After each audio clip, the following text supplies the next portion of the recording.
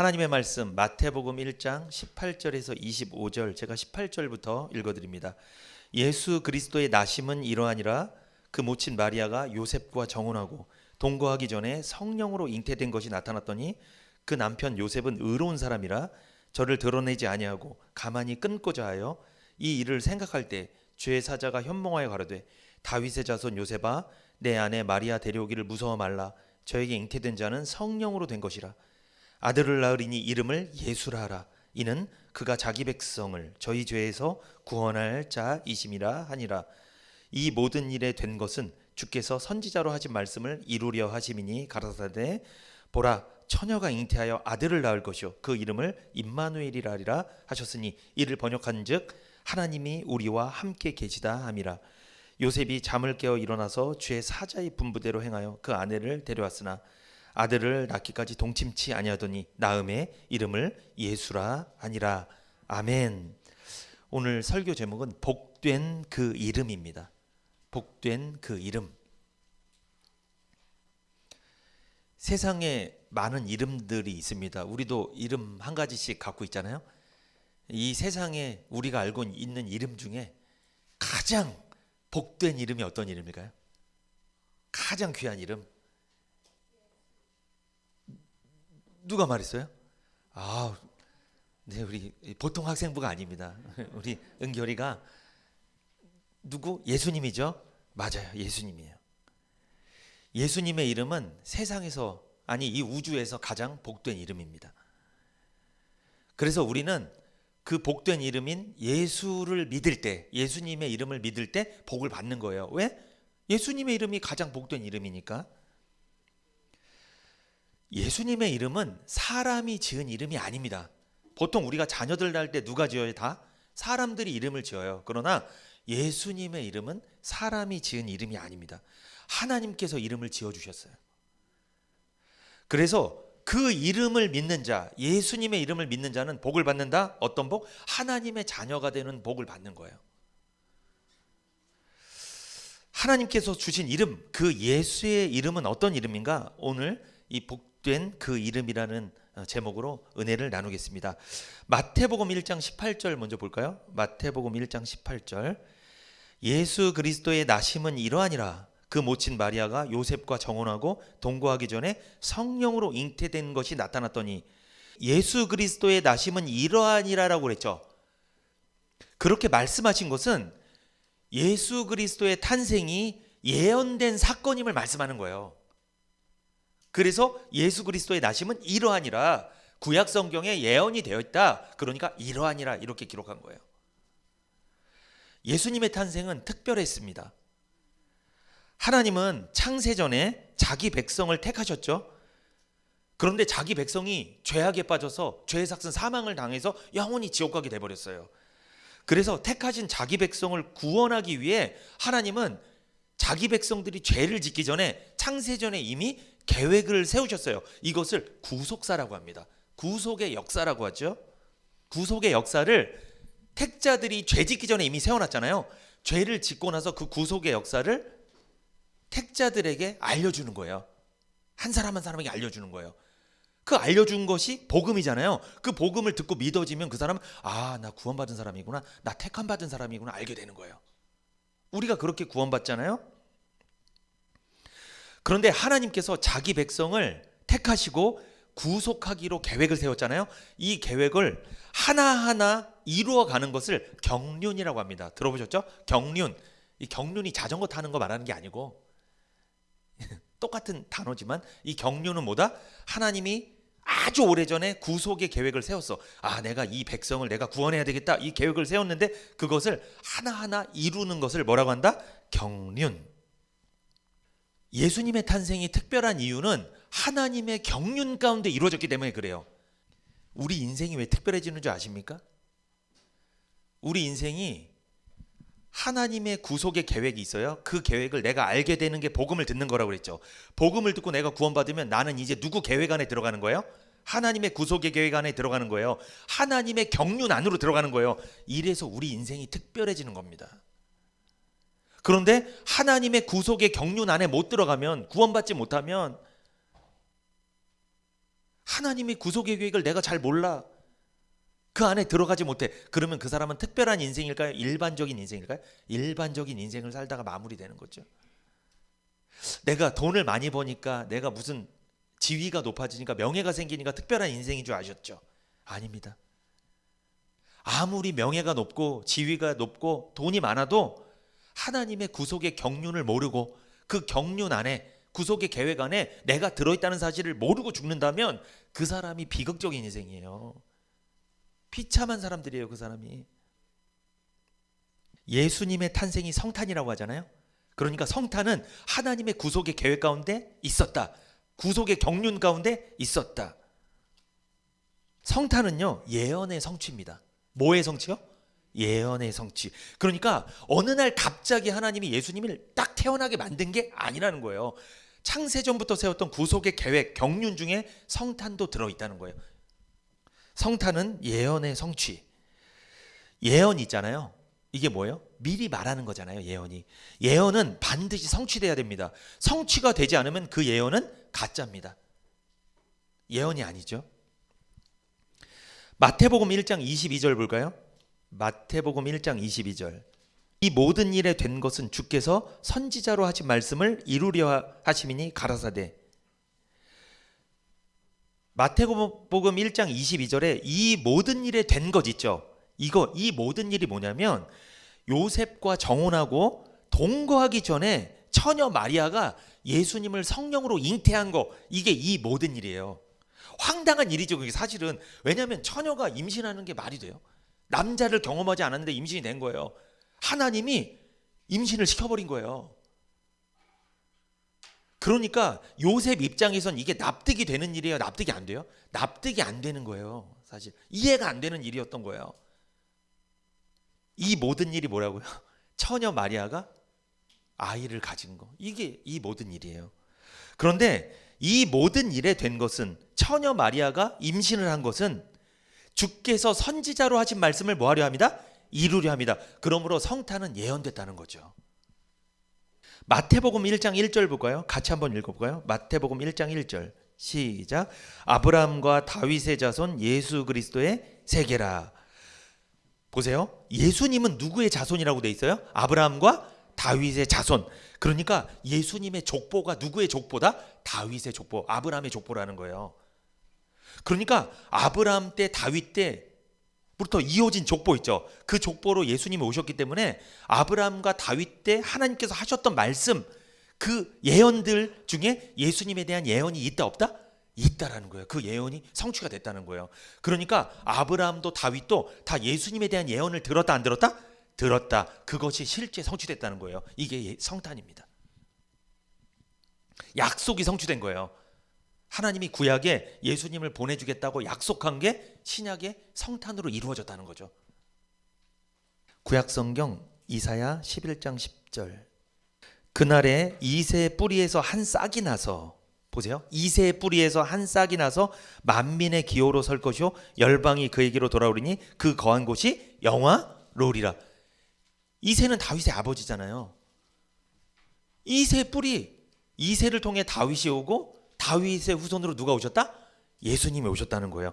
그러니까 이새의 뿌리에서 예수님이 나신다는 게 다 예언이 되어 있다는 거예요.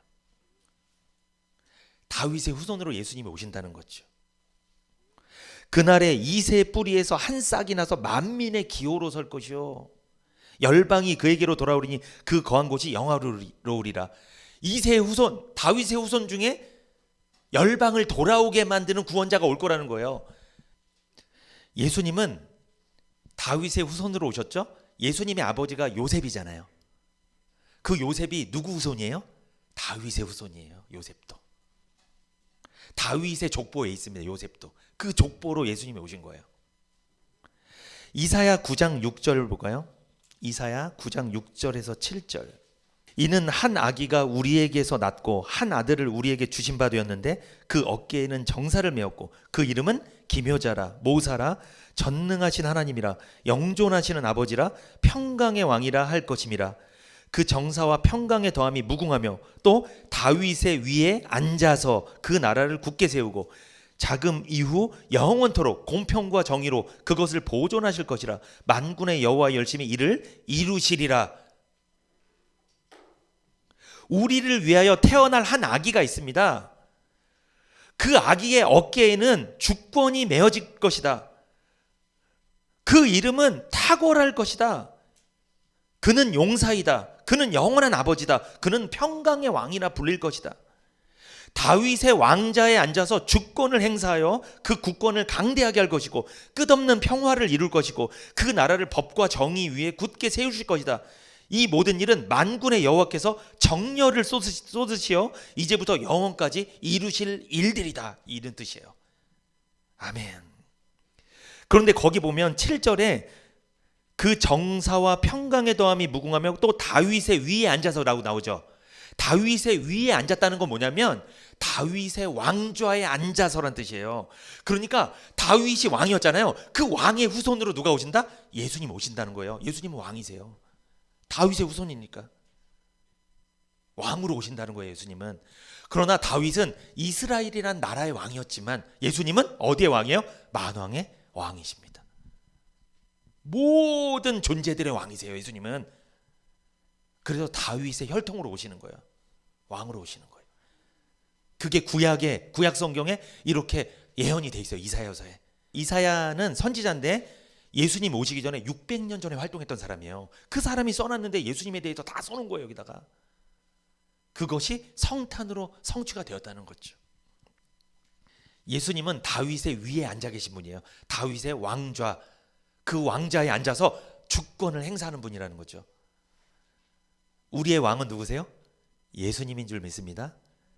우리의 왕은 사람이 아니에요. 예수님이 왕이세요. 사무엘하 7장 12절에서 16절. 내 수완이 차서 내 조상들과 함께 잘 때 내가 내 몸에서 날 자식을 내 뒤에 세워 그 나라를 견고케 하리라. 이게 무슨 말씀이냐면 지금 하나님께서 다윗 왕에게 축복하시는 내용이에요. 그런데 다윗에게 뭐라고 해요? 내 수완이 차서 내 조상들과 함께 잘 때 내가 내 몸에서 날 자식을 내 뒤에 세워 그 나라를 견고케 하리라. 13절에 저는 내 이름을 위하여 집을 건축할 것이요 나는 그 나라 위를 영원히 견고케 하리라. 14절 나는 그 아비가 되고 그는 내 아들이 되리니 저가 만일 죄를 범하면 내가 사람 막대기와 인생 채찍으로 징계하려니와 내가 내 앞에서 패한 사울에게서 내 은총을 빼앗은 것 같이 그에게서는 빼앗지 아니하리라.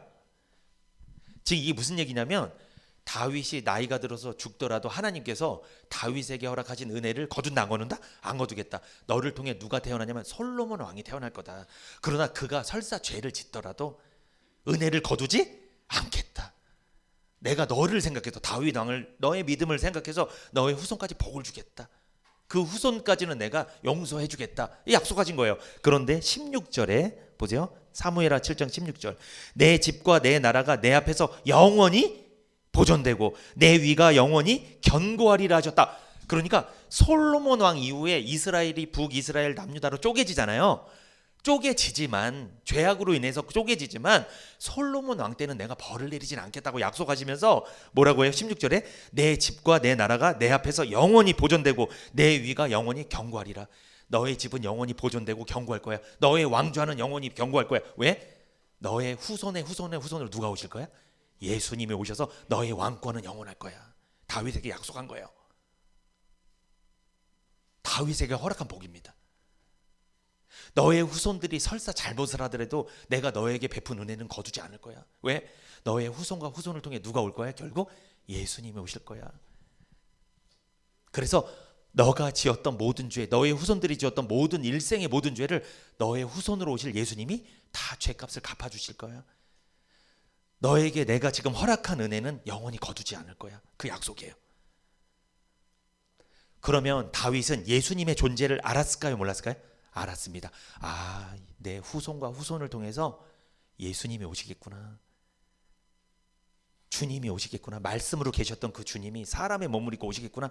그 주님이 우리들이 지었던 모든 일생의 죄를 다 갚아주시고 해결해 주시겠구나. 그래서 네 위가 영원할 것이다. 견고할 것이다.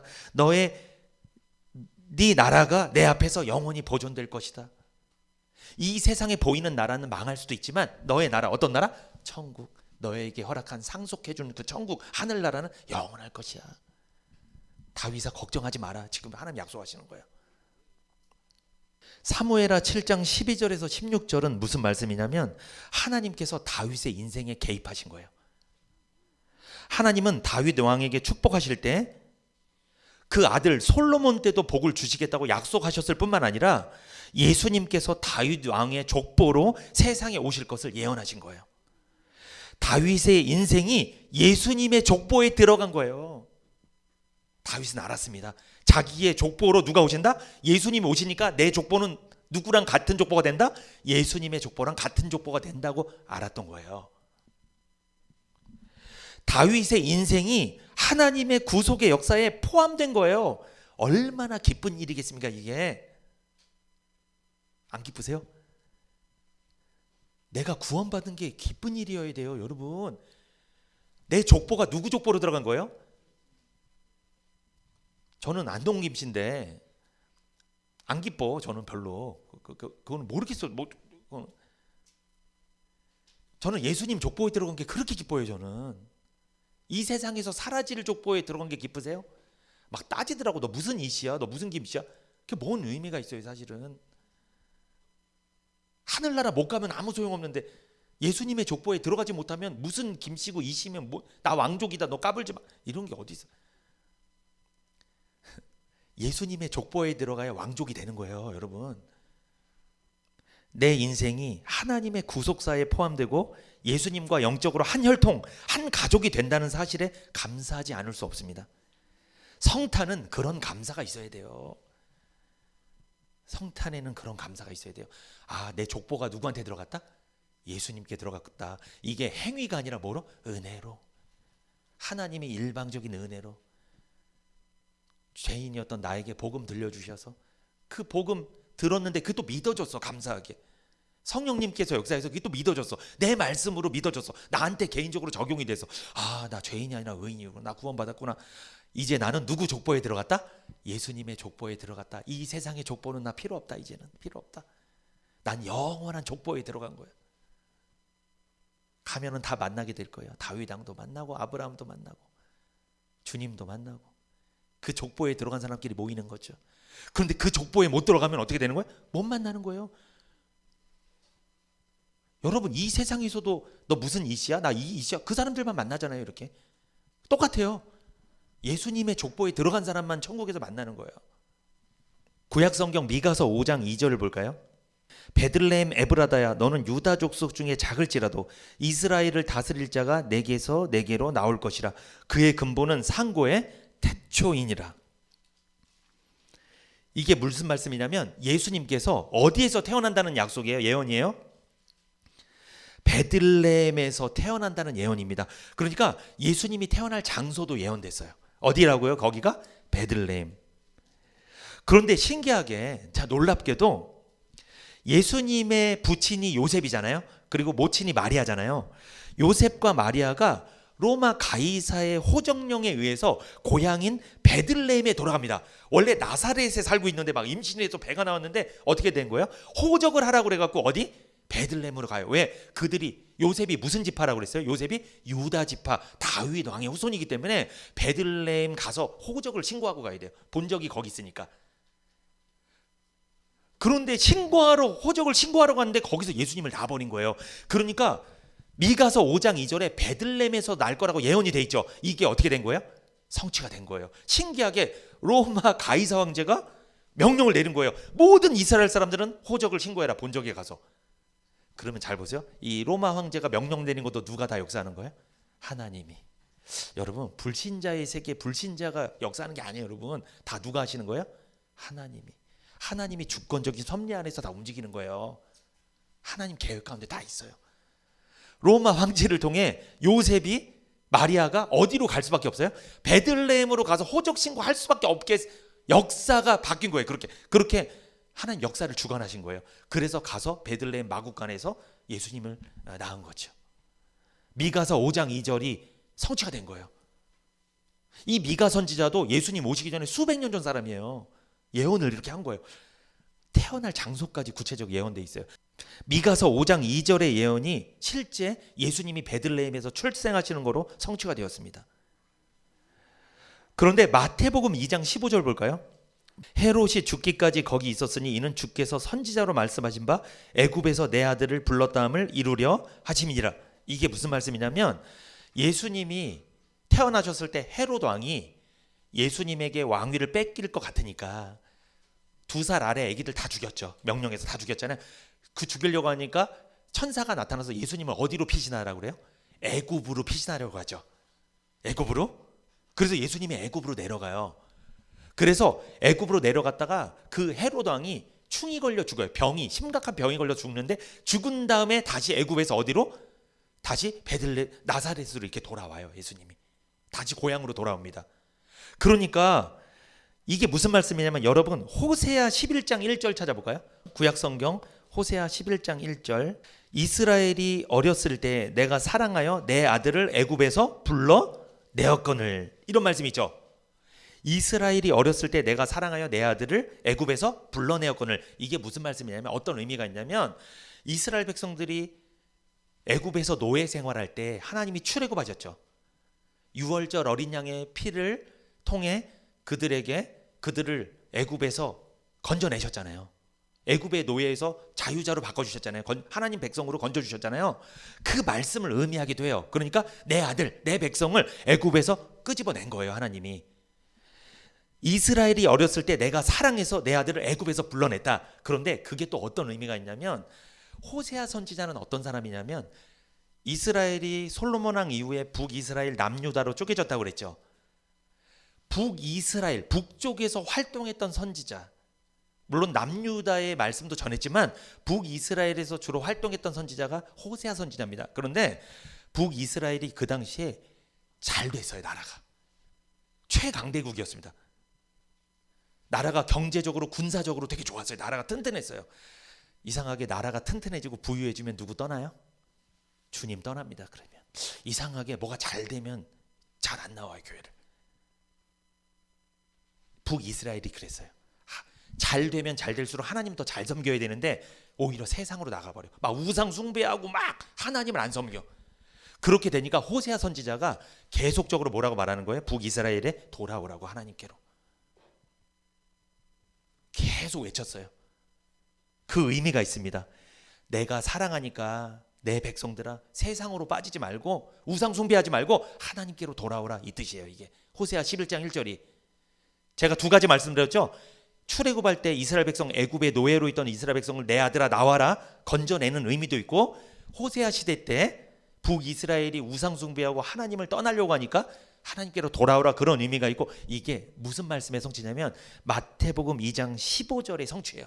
그러니까 헤롯이 죽기까지 거기 있었으니 이는 주께서 선지자로 말씀하신 바 애굽에서 내 아들을 불렀다함을 이루려 하심이니라. 애굽에서 내 아들 누구예요? 예수. 애굽으로 피신해 있던 아들 예수를 내가 다시 불렀다. 나사렛에서 불렀다. 고향으로 다시 불렀다. 이 말씀이 성취된 거예요. 그러니까 예수님이 애굽으로 피신할 것도 예언돼 있고 애굽에서 다시 고향으로 돌아올 것도 다 예언돼 있는 거예요. 그러니까 예수님이 움직임 자체가 다 구약에 다 예언돼 있어요. 그러니까 예수님이 어느 장소에 가고 어느 장소에 가시잖아요. 이것은 하나님의 계획 가운데 다 움직이신 거예요. 여기서 우리에게 주는 메시지가 있죠. 우리도 하나님 계획 가운데 움직여야 될 줄 믿습니다. 하나님 계획 가운데 내 계획 가운데 움직이면은 절망입니다. 낙심이지요. 실패할 뿐이에요. 하나님 계획 가운데 움직여야 돼요. 하나님 계획은 언제 나오죠? 말씀을 통해 들려지잖아요. 말씀 중심으로 살으라는 거죠. 신기합니다. 헤롯 왕이 핍박하잖아요. 그 핍박으로 인해서 예수님이 애굽으로 가는 말씀이 성취되고 또 헤롯 왕이 죽고 나니까 다시 애굽에서 고향으로 돌아오는 말씀들이 애굽에서 내 아들을 불렀다. 이게 또 성취되고 예수님의 인생 자체가 예언의 성취예요. 말씀이 성취, 약속의 성취입니다. 그런데 하나님의 구속의 경륜은 동정녀의 탄생으로 이루어졌죠. 동정녀의 탄생 마태복음 1장 23절 볼까요? 마태복음 1장 23절 보라 처녀가 잉태하여 아들을 낳을 것이요 그 이름은 임마누엘이라 하리라. 처녀는 동정녀를 말해요. 처녀, 동정녀. 마태복음 1장 23절은 어디에 예언되어 있냐면 이사야 7장 14절 찾아볼까요? 마태복음 1장 23절은 이사야 7장 14절에 예언되어 있습니다. 이사야 7장 14절 읽어드립니다. 그러므로 주께서 친히 징조로 너희에게 주실 것이라. 보라, 처녀가 잉태하여 아들을 낳을 것이요 그 이름을 임마누엘이라 하리라. 아멘. 이사야 7장 14절은 마태복음 1장 23절로 성취가 됐죠. 동정녀가 아이를 낳은 거예요. 처녀가 아이를 낳은 거예요.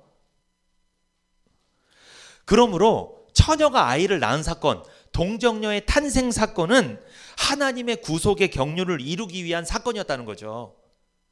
그러니까 하나님께서 구속의 계획을 세운 것을 동정녀 탄생, 처녀 마리아가 예수님을 낳은 걸로 이루어 주셨다는 거죠. 이것을 섭리라고 합니다. 그러니까 여러분, 처녀 마리아가 아이를 낳은 거는 납득할 만한 사건이요, 납득이 안 돼요? 납득이 안 되고 마음에 안 드는 거예요, 사실은. 왜? 당시에는요, 처녀가 임신하면 죽어요. 결혼도 안 했는데 아직 약혼만 정혼만 했는데 임신을 덜컥한 거예요.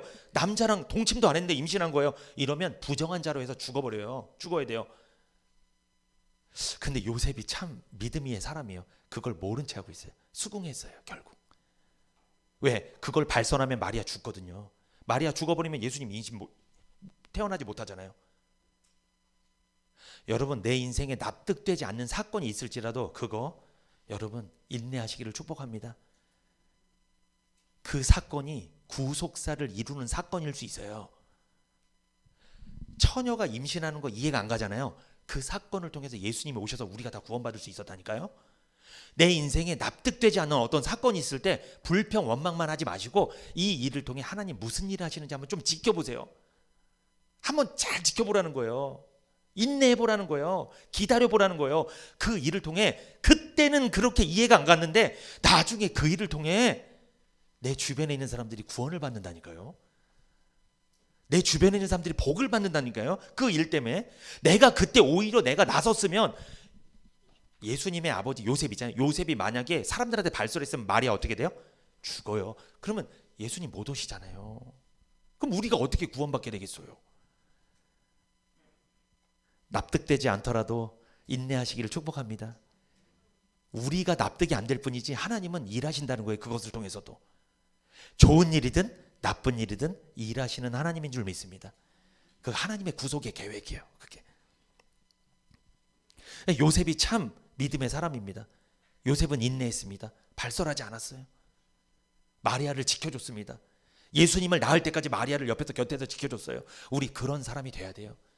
납득되지 않을지라도, 이해가 되지 않을지라도 그걸 발설하고 원망하고 불평하고 따지고 지적하고 이럴 게 아니라 좀 지켜보자. 하나님 어떻게 일하시는지 좀 봅시다. 이런 말을 해야 될 줄 믿습니다.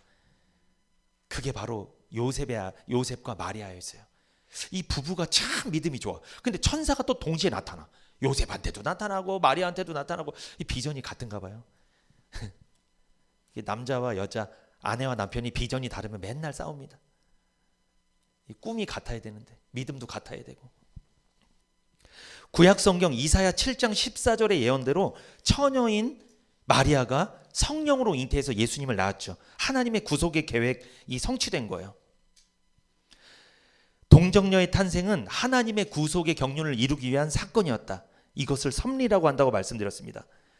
그런데 창세기 3장 15절 한번 찾고 이제 마칠 건데, 창세기 3장 15절 제가 읽어드립니다. 창세기 3장 15절. 내가 너로 여자와 원수가 되게 하고 너의 후손도 여자의 후손과 원수가 되게 하리니 여자의 후손은 내 머리를 상하게 할 것이요 너는 그의 발꿈치를 상하게 할 것이라 하시고. 아멘. 이 창세기 3장 15절은 하나님께서 뱀에게, 사단에게 저주하신 내용이죠. 뭐라고 말씀하세요? 내가 뱀아, 내가 너와 여자의 후손과 원수가 되게 만들 것이다. 그런데 너는 여자의 후손을 발꿈치를 물 것이고 여자의 후손은 네 머리를 밟아버릴 것이다. 박살낼 것이다. 이건 무슨 사건을 말하는 거예요? 십자가 사건을 말하죠. 예수님의 십자가 사건. 예수님은 십자가에서 발꿈치에 못이 박혔죠. 손에. 예수님은 머리는 상하지 않으셨어요. 발꿈치와 손만 상했지. 그런데 사단은 어떻게 됐어요? 사단의 모든 권세는 어디서 나오죠? 전략과 전술은, 죄와 사망과 지옥의 권세는 어디서 나오는 거예요? 머리에서. 그러니까 십자가에서 예수님께서 사단의 머리를 박살냈다. 그래서 모세가 광야에서 뱀을 들었을 때 뱀을 장대에 꽂아갖고 노뱀을 들었죠. 그 노뱀을 쳐다본 사람은 어떻게 되었다? 살더라. 노뱀은 누굴 말해요? 예수님이 십자가에 달린 걸 말하는 거예요. 예수님이 십자가에 달리신 것을 바라보는 자는, 그 사실을 믿는 자는 산다. 왜? 죄와 사망과 지옥, 사단의 머리가 박살난 것을 믿기 때문에 그 사람은 더 이상 죄와 사망과 지옥이 그 사람을 다스리지 못한다. 아멘. 쳐다보세요. 예수님 바라보세요. 말씀 바라보세요. 약속의 말씀 믿으세요. 나에게 하신 말씀으로 믿으세요. 그게 노뱀을 쳐다보는 것이고 예수 믿는 거예요. 십자가를 바라보는 거예요. 창세기 3장 15절은 복음입니다. 여러분, 예수님은 이름의 의미가 뭐예요? 마태복음 1장 21절, 예수님의 이름, 아들을 낳으리니 이름을 예수라라. 이는 그가 자기 백성을 저희 죄에서 구원할 자다. 예수님의 이름의 의미는 뭐예요? 자기 백성을 그들의 죄에서 구원할 자. 이게 예수님의 이름입니다. 예수님의 이름의 의미는 구속주, 구원자란 이름입니다. 그래서 예수님은 십자가에서 구원자로 오셔서 사단의 머리에서 나오는 죄와 사망과 지옥의 전략, 권세를 박살내시고 우리를 구원하신 줄 믿습니다. 이게 예수님의 이름의 의미예요. 복된 이름의 의미입니다. 이 이름의 의미를 꼭 기억하시고, 동정녀 탄생이신 예수님만이 구원자가 될 수 있음을 믿으시고. 왜? 여자의 후손으로 오신다고 그랬죠? 여러분, 우리들은 다 여자의 후손이에요? 남자의 후손이에요? 우리들은 다 남자의 후손, 아담의 후손들이에요. 죄인의 후손들. 그래서 태어날 때부터 죄인이에요. 그런데 예수님은 남자로부터 태어났어요? 여자로부터 태어났어요? 여자로부터. 처녀 마리아로 임신하셨잖아요. 여인의 후손으로 오신다고 창세기에 약속했습니다. 실제 이루어졌어요. 남자의 씨를 받지 않았어요. 죄인의 씨를 받지 않았어요. 예수님은 깨끗한 의인으로 세상에 오셨어요. 대신 우리 때문에 죄인이 되신 거예요. 우리를 의인으로 바꿔치기 해주려고. 우리는 죄인으로 세상에 왔는데 의인이 된 거고, 예수님은 의인으로 오셨다가 죄인이 되신 거예요. 누구 때문에? 우리를 사랑하셨기 때문에. 우리를 의인 삼아 주시려고. 예수님의 이름은 구원자의 이름, 자기 백성을 저희 죄에서 건질 자의 이름입니다. 이 예수님의 복된 이름의 의미를 꼭 기억하시고, 또 예수님이 이름이 구약 때부터 다 예언됐고 그의 인생이 구약 때부터 다 예언된 게 성취되었다는 사실을 믿으시고, 내 일생에 어떤 사건이 일어나더라도 원망, 불평, 절망하지 마시고 그 사건을 통해 하나님 합력하여 선을 이루실 것 기대하며 나아가시기를 축복합니다.